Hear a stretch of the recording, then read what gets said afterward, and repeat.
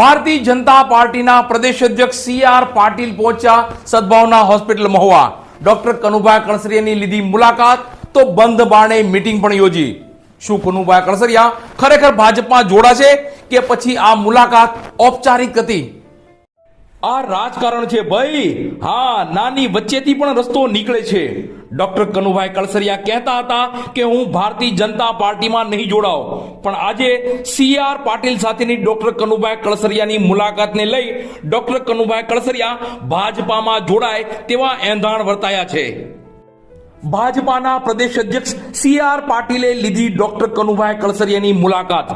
સદભાવના hospital વડલી ખાતે પહોંચી બંધ બારણે કરી મીટિંગ. આજરોજ રાજુલા ખાતે સત્કાર સમારંભનું આયોજન અમરીશભાઈ ડેર દ્વારા કરવામાં આવ્યું હતું. ગઈકાલે અમરીશભાઈ ડેર અને પ્રદેશના પૂર્વ કોંગ્રેસ અધ્યક્ષ અર્જુનભાઈ મોઢવાડિયા ભાજપાનો ખેસ ધારણ કરી કેસરીઓ ધારણ કર્યો હતો. ત્યારે આજરોજ રાજુલા ખાતે અમરીશભાઈ ડેર દ્વારા યોજાયેલા સત્કાર સમારંભથી સીધા જ ભારતીય જનતા પાર્ટીના પ્રદેશ અધ્યક્ષ સી.આર. પાટીલ મહુવાની સદભાવના હોસ્પિટલ ખાતે પહોંચી ગયા હતા, જ્યાં ડોક્ટર કનુભાઈ કળસરિયાને મળ્યા હતા. ડોક્ટર કનુભાઈ કળસરિયાના સદભાવના હોસ્પિટલના નિવાસ સ્થાને ભાજપા અધ્યક્ષ સી.આર. પાટીલ પહોંચી અને ડોક્ટર કનુભાઈ કળસરિયા સાથે એકાંતમાં મીટિંગ યોજી હતી. ડોક્ટર કનુભાઈ કળસરિયા ભાજપામાં જોડાય તેવા એંધાણ વર્તાઈ રહ્યા છે.